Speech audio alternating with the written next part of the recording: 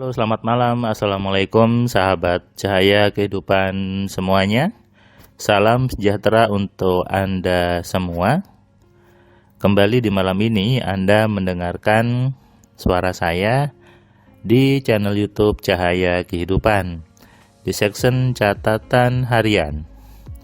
Hari ini hari Senin tanggal 20 Januari 2021. Apa yang sudah Anda kerjakan di hari Senin ini? Apa yang sudah Anda alami di hari Senin ini? Tentu dari pagi sampai malam banyak sekali peristiwa, banyak sekali kejadian yang Anda alami. Setiap detik pasti ada kejadian, setiap menit pasti ketemu kejadian, setiap jam mungkin Anda ketemu orang. Saya hari demi hari bertemu banyak orang, di kelas MC online, di kantor juga, di project juga, ketemu staff saya, ketemu karyawan saya, ketemu banyak orang, ketemu mahasiswa saya. Ketika saya bertemu banyak orang, itu saya jadikan sebagai laboratorium saya untuk belajar bagaimana sih orang-orang itu, bagaimana sih sesungguhnya kerja manusia itu. Dan itu kenapa akhirnya saya membuat rumusan AMC. Dari saya research, dari saya mencoba menelaah, mengambil hikmah dari setiap orang-orang yang saya temui. Kalau Anda baca buku saya yang 10 keajaiban pikiran, saya katakan di situ bahwa satu di situ bahwa terima kasih buat orang-orang yang sudah saya temui di pesawat, di kereta, di restoran, di bis dan sebagainya. Kenapa? Dari mereka lah saya belajar. Dari mereka saya mengetahui bagaimana sih manusia itu sesungguhnya. Di kereta saya biasanya ketika lagi pengen ngeriset tentang manusia, saya biasanya berpikir untuk di sebelah saya ada orangnya. Sehingga pasti ada orang di sebelah saya. Lalu saya diam saja, tiba-tiba si bapak ini atau si ibu ini yang ngajak ngobrol. Nah, dari situ saya mencoba menggali tentang orang itu, saya hubungkan dengan teori pikiran dan ternyata klop. Tapi kalau saya lagi pengen sendirian ya biasanya sebelah saya kosong itu kursi keretanya. Nah, ini juga ada teman-teman MC yang merasakan keajaiban seperti itu. Dia cerita ke saya tadi bahwa Mas Firman, saya mau naik bis dari Malang ke Jakarta, saya pengennya sendirian. Padahal bisnya penuh, tapi entah kenapa kursi sebelah saya kosong, nggak ada orang yang duduk di situ. Bagi dia ini keajaiban. Betul, itu sebuah keajaiban.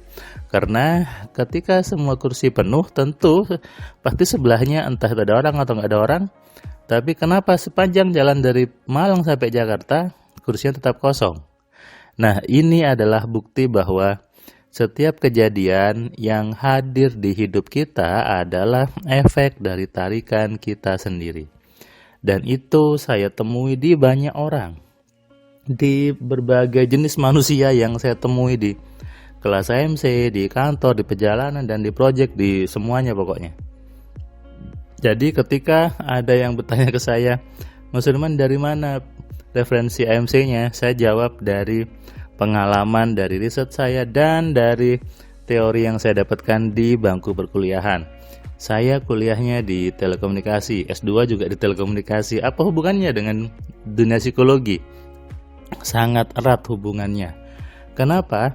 Yang menciptakan perangkat-perangkat itu adalah manusia. Komputer itu manusia, kemudian handphone manusia.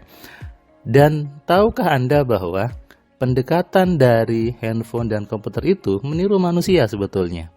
Di waktu saya kuliah dan saya mengajar sekarang, ada mata kuliah namanya interaksi manusia dan komputer. Di sini menjelaskan bagaimana komputer itu dibuat semirip mungkin dengan manusia. Bahkan sekarang ada teknologi robot yang berusaha melakukan pendekatan sebagai manusia. Tapi tetap manusia lebih hebat. Nah, ini yang akhirnya saya selalu mengatakan bahwa manusia itu hebat. Bahkan lebih hebat daripada handphone, daripada robot dan sebagainya. Tapi ingat dulu, manusia yang hebat itu yang gimana? Manusia yang hebat adalah manusia yang mampu mengendalikan dirinya, yang mampu mengontrol pikirannya, yang mampu mengendalikan emosinya, yang mampu menundukkan kekuatan pikirannya sendiri. Ketika ada orang mengatakan orang hebat itu yang bisa ngangkat beban, orang hebat itu yang bisa mukulin orang hebat itu yang bisa jatuhkan orang, bukan. Itu bukan orang hebat. Orang hebat itu adalah orang yang bisa menguasai dirinya sepenuhnya. Yang dia tidak pernah mengeluh, tidak pernah ngomel-ngomel gitu ya. Mungkin kalau ngeluh ya dikit-dikit aja gitu. Artinya ketika bisa buat persentase mungkin 10% ngeluh is okay, enggak apa-apa. Tapi selebihnya Anda bisa mengontrol diri Anda dengan baik. Itulah orang hebat. Mengontrol diri berarti mengontrol pikiran, mengontrol bagaimana semua kerja diri Anda menjadi satu tujuan.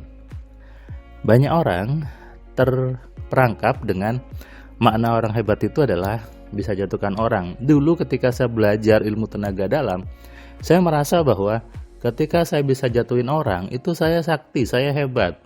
Padahal ketika saya semakin sadar bahwa yang buat jatuh itu bukan saya, tapi orangnya sendiri. Terus kenapa saya bilang hebat? Waktu dulu saya belajar juga ilmu itu juga ya, tenaga dalam, lalu memecahkan batu gitu ya, memecahkan besi dragon itu pecah. Terus saya lama-lama saya berpikir ternyata itu hanya trik aja, memang sudah siap patah saja besinya. Kemudian batunya ya batu bata yang memang semua orang juga bisa. Lalu saya belajar berjalan di atas bara api. Hebat, bisa melewati panas, bisa melewati bara api.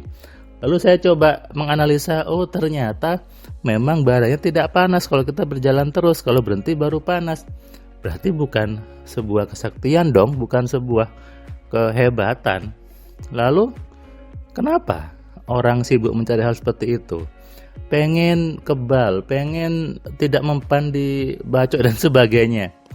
Saya pernah ketemu ada seorang peserta kelas saya waktu itu masih offline di Jakarta. Dia seorang guru dari sebuah padepokan perguruan gitu ya di daerah Jakarta Utara. Dia tertawa begitu saya mengatakan itu adalah hasil dari pikiran sendiri. Dia pun ngaku bahwa memang iya, saya ngajarin itu supaya orangnya pede, supaya orangnya itu percaya bahwa dia hebat. Nah, ini yang akhirnya membuat orang jadi salah tangkap. Menganggap kehebatan itu ketika bisa hal-hal yang aneh, hal-hal yang mistis, hal yang jatuhkan orang dan sebagainya. Saya berusaha membalik itu bahwa sesungguhnya kehebatan manusia dilihat dalam bagaimana dia menguasai dirinya. Ketika mendapatkan berbagai respon, berbagai kondisi, dia seperti apa?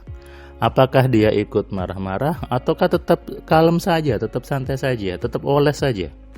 Ketika ada manusia dihadapkan dengan ocehan manusia lain, dengan hinaan, dengan cercaan, dengan mungkin dimarahi atau dihina, ketika dia ikut merespon dengan hal yang lebih besar marahnya, berarti dia belum bisa menguasai dirinya. Tapi ketika dia bertemu orang-orang yang tanda kutip menghina dirinya, dia malah tersenyum dan mendoakan orang itu jadi baik, itulah manusia hebat. Sesungguhnya tidak ada satupun orang lain yang bisa menjatuhkan Anda selain Anda sendiri.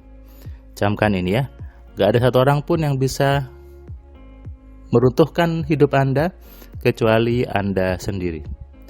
Renungkan dan sadari. Selamat malam, selamat istirahat, salam sehat, salam kaya, salam cerdas. Dari saya Firman Pratama. Assalamualaikum.